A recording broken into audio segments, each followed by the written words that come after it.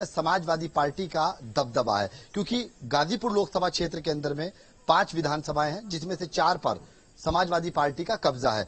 तो बहरहाल सी बात है कि कहीं ना कहीं अफजाल अंसारी पूरी तरह से ताकत में है और वो ये जानते हैं कि उनकी जो जीत है वो अपनी जीत को लेकर के दावा ठोक रहे हैं और उनका कहना है कि 2 लाख से ज्यादा इस बार मेरी यहां मतों से जीत होने वाली है। लेकिन भारतीय जनता पार्टी के जो प्रत्याशी हैं, क्योंकि मनोज सिन्हा के बहुत ज्यादा करीबी हैं और मोदी के सिपाही हैं, बहरहाल सी बात है उन पर भारतीय जनता पार्टी ने जो दाव लगाया है कहीं ना कहीं वो साकार होता हुआ नजर आ सकता है, क्योंकि जिस तरह आमने सामने की टक्कर देखने को मिल रही है। क्योंकि 2024 लोकसभा इलेक्शंस यही बोलना चाहता हूँ कि पहली बार मुझे भी याद है, 18 साल का था, पहली बार वोट दिया था, साइकिल पे गया था, घर के पास ही पोलिंग स्टेशन था।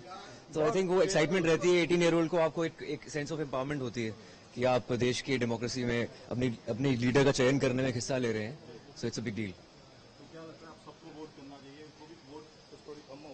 हाँ, इस बार आई थिंक मुंबई में तो बहुत कम वोट हुई है, सबसे कम शायद मुंबई में हुई है, लेकिन वोट हमेशा करनी चाहिए। चंडीगढ़ में कम है इस बार, मैं तो गर्मी बहुत ज्यादा है, लेकिन अब क्या कर सकते। आई थिंक अगर आप ऑफ कोर्स स्पेशली मुंबई से वोट देने आए हैं, और मुझे लगता है ये राइट हर एक को एक्सप्रेस करना चाहिए। ये तो हमें कंप्लेन करने का कोई हक नहीं है अगर हम अपने चहेते लीडर या फिर जो हमें सर्व करने वाले अगले 5 साल उनको अगर वोट ना दे तो।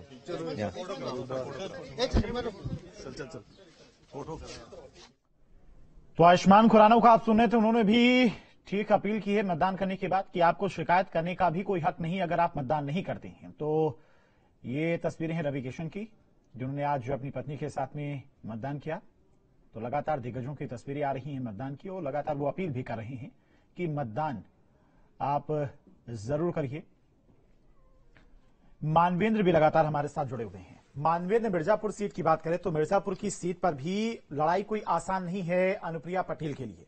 हालांकि लगातार वो अपने क्षेत्र में भ्रमण करती रही हैं और प्रचार भी मुख्यमंत्री योगी आदित्यनाथ से लेकर प्रधानमंत्री मोदी तक ने प्रचार का मोर्चा संभाला। क्या कुछ सियासी समीकरण जमीन पर आपको दिखाई देते हैं, मुद्दे क्या कुछ हैं लोगों के?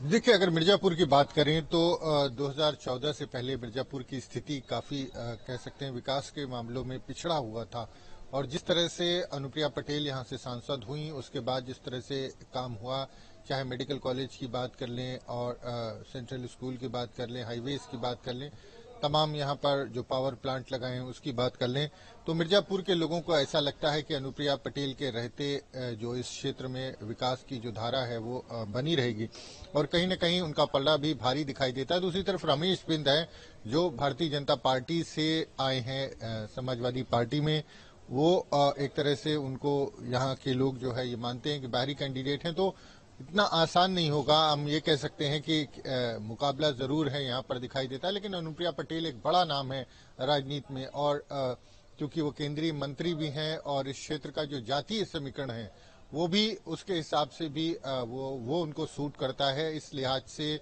जो अनुप्रिया पटेल हैं कहीं ना कहीं कागज की बात करें तो उसमें वो भारी दिखाई देती हैं, लेकिन मुद्दे जो हैं वो यहाँ पर जो है वो विकास का है, बेरोजगारी का है, तमाम बिल्कुल। लेकिन अगर मानवेंद्र बात करें अनुप्रिया पटेल की, आप बात कर रहे हैं, तो अगर वो यहाँ से जीतती हैं तो एक रिकॉर्ड भी यहाँ पर कायम होगा। साथ ही साथ अगर मिर्जापुर की बात करें तो यहाँ पर कोई जीत की हैट्रिक नहीं लगा सका है।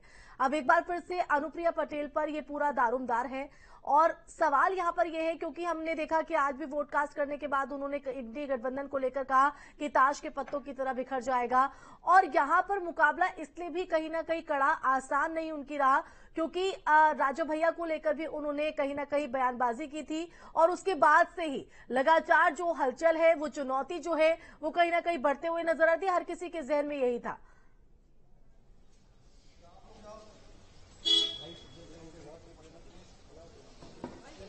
जी बिल्कुल, अगर हम बात करें तो 2 बार जो चुनाव हुए हैं, 2 बार वो सांसद बनी हैं, तो उसके उलट इस बार जो है निश्चित तौर पर फाइट दिखाई देती है। लेकिन कुछ मिर्जापुर के लोगों से बात करें, 2 बार की यहाँ की सांसद रह चुकी हैं, तीसरी बार चुनाव लड़ रही हैं, 3 बार कोई सांसद यहाँ रहा नहीं है, तो क्या लगता है कि तीसरी बार उनको मौका मिलेगा?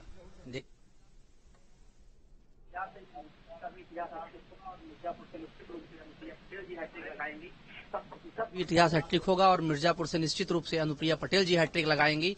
100% मतदान यहाँ के मतदाता सिर्फ विकास के लिए, विकास रूपी जो गंगा बह रही है इसके लिए ऐसा क्या किया आपको लगता है कि तीसरा मौका मिला है? देखिए, मिर्जापुर का जब एक वोट चलता है यहाँ से तो मिर्जापुर के लिए विंध्य कॉरिडोर बनकर तैयार होता है। मिर्जापुर का जब एक वोट चलता है तो मिर्जापुर के लिए मेडिकल कॉलेज बनकर तैयार होता है। मिर्जापुर का जब एक वोट मतदाता देता है तो मिर्जापुर को विंध्य महिला महाविद्यालय बनने का काम होता है। ये मिर्जापुर के विकास है। सड़क के लिए 6 लेन का भी अभी अनावरण हुआ है, अभी ये शिलान्यास होकर गया है, अभी उसका भी ये काम हो रहा है। मेडिकल कॉलेज दिया है। मेडिकल कॉलेज निश्चित रूप से, मेडिकल कॉलेज मिर्जापुर एक बड़ा इलाका है। यहाँ का क्षेत्रफल एक 19 लाख 20 लाख के लगभग वोट है और एक बड़ा इलाका है। निश्चित रूप से यहाँ पे मेडिकल की जो संभावनाएं थी वो निश्चित रूप से यहाँ के लोग बाहर ट्रामा सेंटर में इलाज कराने जाते थे, बेच्चू रेफर होते थे। जो रमेश बिंद है उनको क्या लगता है? उनको जनता वो भी तो कांटे की टक्कर है बताई जा रही। देखिए, एक तरफ विकासवादी सोच है और एक तरफ राष्ट्र के खिलाफ सोच है, तो बस ये बहुत बड़ा अंतर है।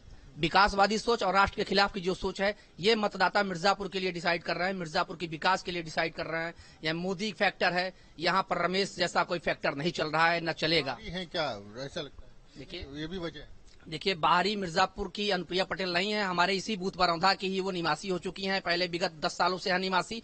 405 क्रमांक नंबर पे उनका बूथ पे वोटर हैं और यहाँ के निवासी हैं। यहाँ बगल में उनका मकान है, तो बाहरी कहने का नाम उन्होंने घर भी बना लिया। आपको क्या लगता है चुनाव में कैसा कांटे का मुकाबला दिखाई? जी हाँ, यहाँ पे मुकाबला बहुत ही कांटे का है और अनुप्रिया जी ने जो विकास किया हुआ है वो ये कर नहीं पाएंगे, क्योंकि ये रमेश बिंद जी अपना खेल को देखते हैं, न कि अपना दूसरे के देखते हैं। ये स्वयं अपना पेट भर रहे हैं, किसी और से कोई उनको मतलब नहीं है। इसके पहले बीजेपी में थे, सांसद थे। नहीं, इसके पहले ये बसपा में थे, फिर ये भाग गए बीजेपी में। भाई ये हमेशा अपना फायदा देखते हैं, जिधर सत्ता पलटी उधर ये भागने की कोशिश करते हैं। इधर बदलू नेता है और ये किसी के सुनने वाले नहीं है।